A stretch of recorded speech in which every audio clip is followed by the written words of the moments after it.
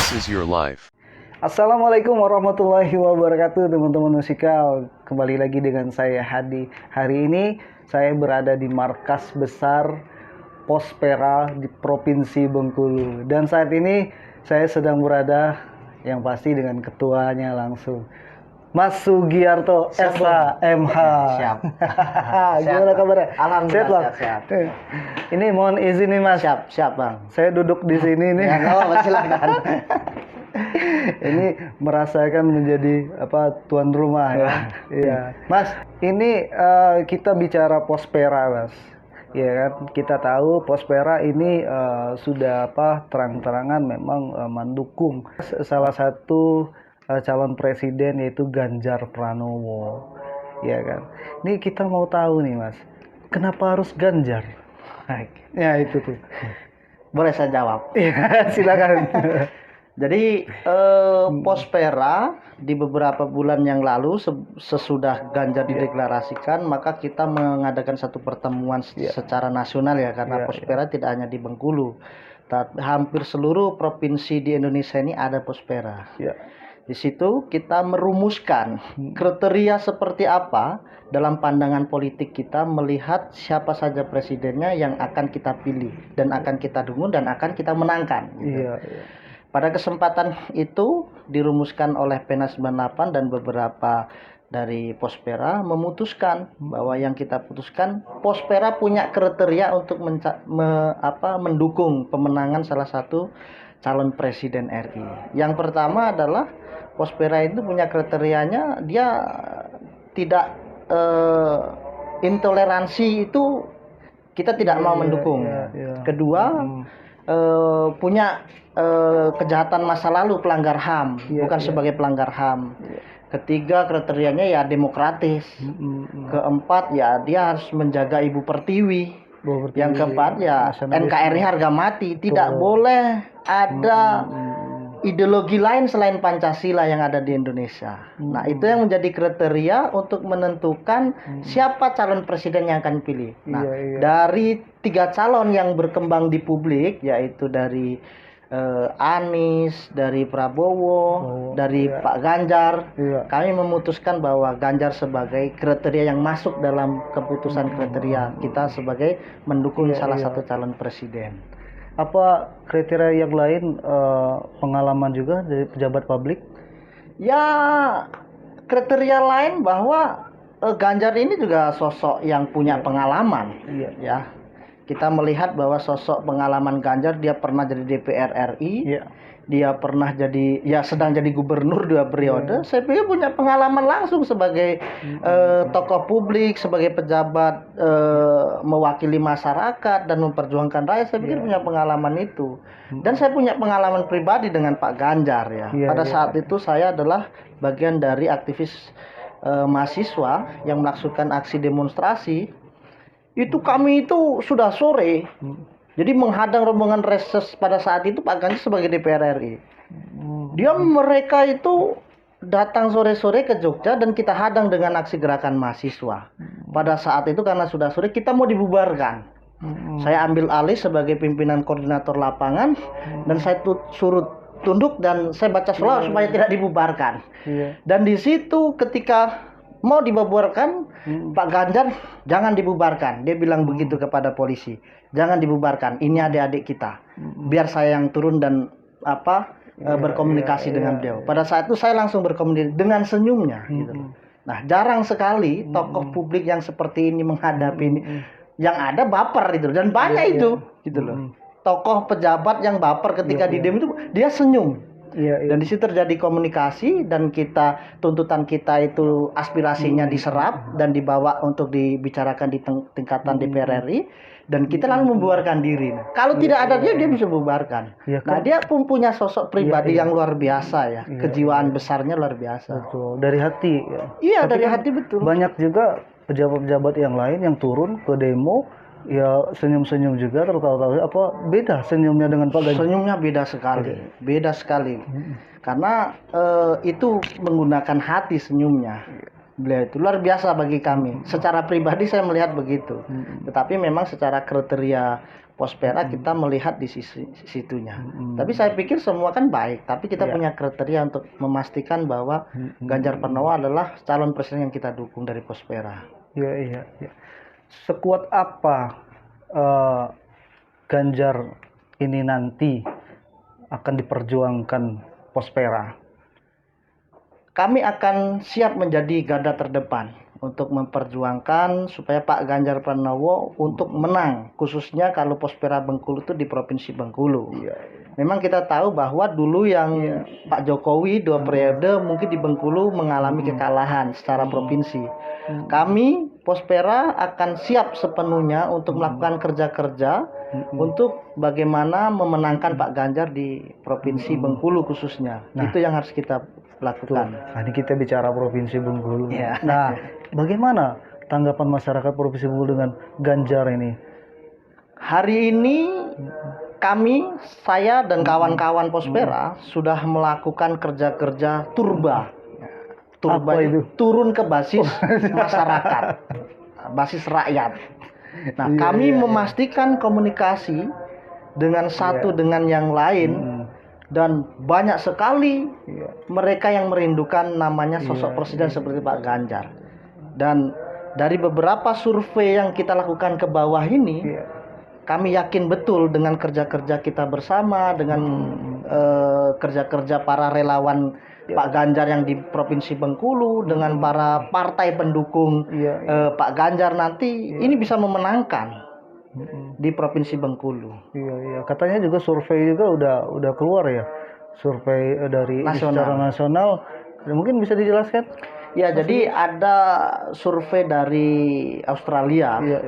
Itu di mana ada survei dari Australia menyatakan bahwa untuk rilis di detik.com atau Detik News itu mengatakan bahwa tertinggi itu di antara 3 calon itu adalah Pak Ganjar. Pak Ganjar itu di posisi 34 elektabilitasnya, kemudian Pak Prabowo di 33 dan Pak Anies di angka 27%. Jadi itu angka terakhir yang kita baca rilis dari detik.com, rilis dari lembaga survei Australia.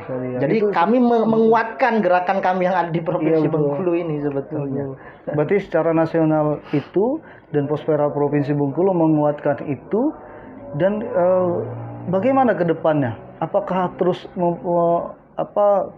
ada progresnya atau seperti apa atau yang lain mulai juga memperlihatkan progresnya, gimana Mas? Yang pertama bahwa informasi yang cukup signifikan baik itu kemudian kita akan selalu sampaikan ke masyarakat. Yang pastinya kita akan sampaikan ke publik bahwa ini loh hasil survei internasional. Bahwa kita Pak Ganjar itu memenangkan dalam posisi urutan pertama. Dan juga kita terus melakukan kerja-kerja turun ke basis rakyat, dapil pemilih Provinsi Bengkulu untuk terus memastikan bahwa Pak Ganjar harus menjadi pilihan rakyat. Ada kesamaan nggak waktu Pospera berjuang untuk Pak Jokowi dengan Pak Ganjar? Mungkin ada tanda-tanda ini kan, juga kode-kode alam gitu kan. Yang saya baca bahwa Sumatera ini konteksnya Sumatera ini kadang-kadang melihat sosok presiden itu bukan soal pikirannya, bukan soal hatinya. Memang kan susah ditebak kan. Hati siapa yang bisa ditebak kan susah. Tapi yang dilihat dari orang Sumatera itu pertama itu posturnya. Postur tubuhnya. Nah, mungkin kalau dulu melihat Pak Jokowi itu melihat postur tubuhnya tidak banyak disukai, sehingga itu bisa kalah, memang kalah gitu di Sumatera khususnya Bengkulu. Nah, yang saya lihat saja itu Pak Ganjar itu penampilannya beda, besar, tinggi, putih, gagah, berani, cerdas, lantang bicara. Dan punya kelembutan hati yang luar biasa, punya komunikasi dengan anak-anak kecil. Itu menjadi bagian keterpikatan bagi masyarakat Bengkulu yang kami lihat. Karena kalau dilihat postur, udah luar biasa Pak Ganjar dibandingkan dengan calon-calon yang lain. Nah, yang pastinya adalah yang kita butuhkan adalah pemimpin yang energik. Betul. Ya paling tidak secara umur ya masih energik lah gitu. Iya. Apalagi alasannya ya, iya kan, sudah paketan lengkap ya kan alasannya. Cuma memang kalau kita bandingkan dengan apa rival yang lain, Prabowo dengan apa Anies, apakah ini menjadi apa kegelisahan bagi apa tim relawan dari Ganjar juga? Ini kan mereka kan ada tim relawan juga. Ini yang kami dengar selentingan juga, Mas. Kan ini aktivis 98 nih udah mulai apa ada konflik-konflik percik-percikan nih ya. Iya, apalagi kita juga beberapa hari yang lalu kan memperingati peristiwa kuda tuli. Iya. Nah, ini nih boleh nih ya kan. Kita minta nih tanggapan dari Mas Sugi nih. Itu seperti apa nih, ngeri sedap juga nih ini ya. Gimana nih? Ya sebetulnya begini. Jadi memang 2 hari yang lalu itu ada peringatan sebetulnya. Kerusuhan 27 Juli 1996 ya, itu terjadi di apa? Jalan di Jakarta lah ya. Di mana di situ ada penyerangan antara dua kubu dan kubu PDIP ini. Nah, di situ memang ada tokoh aktivis mahasiswa yang luar biasa. Bagian bahwa dia adalah bagian dari korban pada saat itu tapi kemudian memang beberapa link kita lihat di media, salah satu aktivis 98 ini kok berbelot entah apalah pandangan dia. Nah, kami melihat bahwa ini banyak hal yang kemudian kita evaluasi. Jadi memang sebagai generasi bangsa itu tidak boleh lupa dengan sejarah. Nampaknya ini sudah banyak lupa sejarah. Saya punya kawan profesor di Jakarta, dia juga dosen Lemhamnas, Profesor Dadang. Dia bilang, bukan Pak Dadang ya, Prof kita Dadang. juga Dadang. Soalnya di Bengkulu ada orang tokoh besar juga. Nah itu Prof Dadang, dia mengatakan gampang untuk menghancurkan satu negara itu. Bagaimana? Bukan kekuatan militernya, bukan kekuatan ekonominya. Terus apa? Hancurkan saja nilai sejarah leluhurnya, baru hancur satu negara. Apakah ini mengarah ke itu? Jangan-jangan para senior aktivis 98 itu ada yang amnesia. Jangan-jangan ada yang juga mau menghancurkan negara. Mungkin saya nggak tahu. Tapi makanya kan Bung Karno pernah bilang bahwa jas merah, jangan pernah kita melupakan sejarah. Karena sejarah itu penting sebagai pondasi bangsa. Nah, sejarah bagaimana pelanggar HAM, penculikan, kemudian itu mau kemudian kita pilih. Bagaimana itu? Andaikan kita sama-sama seorang aktivis, seorang Bung sebagai apa aktivis pada masa dulu, habis kita begini, gitu loh. Udah diculik, entah masih hidup, entah apalah itu. Tapi kan ini kan sudah zamannya demokratis, ya kan? Dia punya perspektif sendiri mungkin. Ya bagaimanapun adalah sejarah tidak boleh dilupakan. Bagaimana yang disebutkan oleh Nelson Mandela. Nelson Mandela itu pernah berkata bahwa forgive but never forget. Memaafkan tapi tidak melupakan. Ya maafkan saja sudah, tapi tidak boleh melupakan dan jangan dipilih.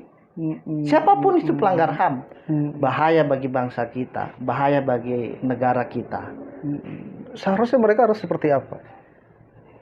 Rakyat harus cerdas, dan saya yakin bahwa rakyat kita ini sudah cerdas dalam menentukan pilihan yang tepat untuk siapa sosok presiden yang dia pilih, yaitu hanya di Ganjar Pranowo. Gitu, kembali Ganjar Pranowo. Iya kan?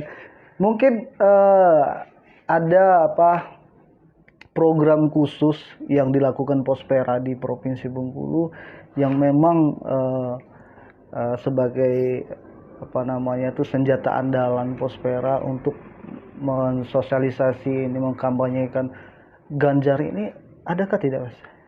Ya sebetulnya kekuatan itu ada di gerakan. Senjatanya kita digerakkan dan disiplin organisasi. Itu senjata yang ampuh bagi saya. Bagi kami adalah ada dua senjata yang paling ampuh. Disiplin organisasi, yang kedua gerakan ke basis rakyat. Disiplin organisasi itu bagaimana? Memastikan bahwa semua kader Pospera tidak ada yang belot. dan clear bahwa Ganjar harus menang di Provinsi Bengkulu. Itu satu. Itu namanya disiplin dan taat organisasi. Bagaimana ini yang menjadi bagian kenapa saya cukup punya inspirator yang luar biasa dengan Bang Adian. Kenapa? Dia ada sosok luar biasa soal taat dan disiplin organisasi. Kesuksesan dia saya yakin dari situ, selain dari konsisten dan lain-lainnya. Ini yang diturunkan ke Pospera ya. Dan itu yang saya ingat betul. Salah satunya begini, Bung Ketua ini punya kontak dengan Bang Adian, kontak langsung. Sebagai orang Bengkulu buat acara apa sajalah, pasti Bang Adian akan bilang oke atau tidak. Yang dia bilang adalah hubungin Ketua Pospera. Nah, setelah hubungin, nanti dia pasti akan menghubungin saya. Jadi bagaimana dengan kawan ini? Nah, itu kunci dari kesuksesan dia adalah kedisiplinan organisasi dan taat organisasi. Karena apa? Ya di dalam kesuksesan ini kan banyak orang suka atau tidak suka. Ada banyak orang yang akan menghancurkan dan ada orang yang melindungi kan begitu. Nah, dia betul-betul berhati-hati. Cara kita berlindung dan berhati-hati dengan disiplin organisasi dan taat organisasi. Disiplin organisasi. Keren. Iya. Mas, ini konflik ya di Pilpres ini sudah sering terjadi kan. Ini udah mulai masuk tahun politik juga kan Pilpres. Dulu banyak kalimat-kalimat yang muncul, terus ada kubu cebong dan kubu maaf ya kampret gitu kan. Nah, apakah di Pilpres ini akan ada muncul seperti itu? Kalau ada muncul gimana Pospera ini menanggapi hal seperti itu? Ya sah-sah saja ya, itu kan respon publik.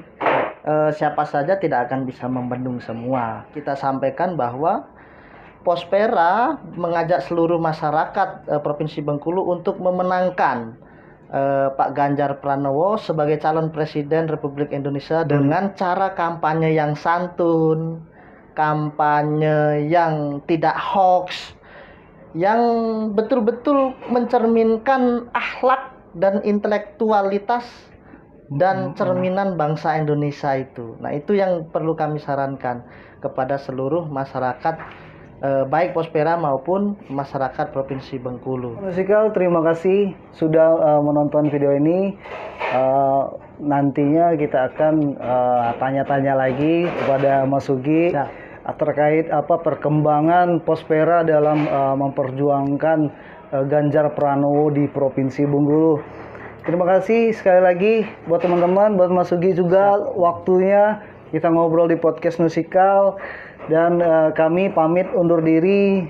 Jangan lupa untuk teman-teman juga Musikal bantu kami terus dengan cara subscribe, likes dan komen.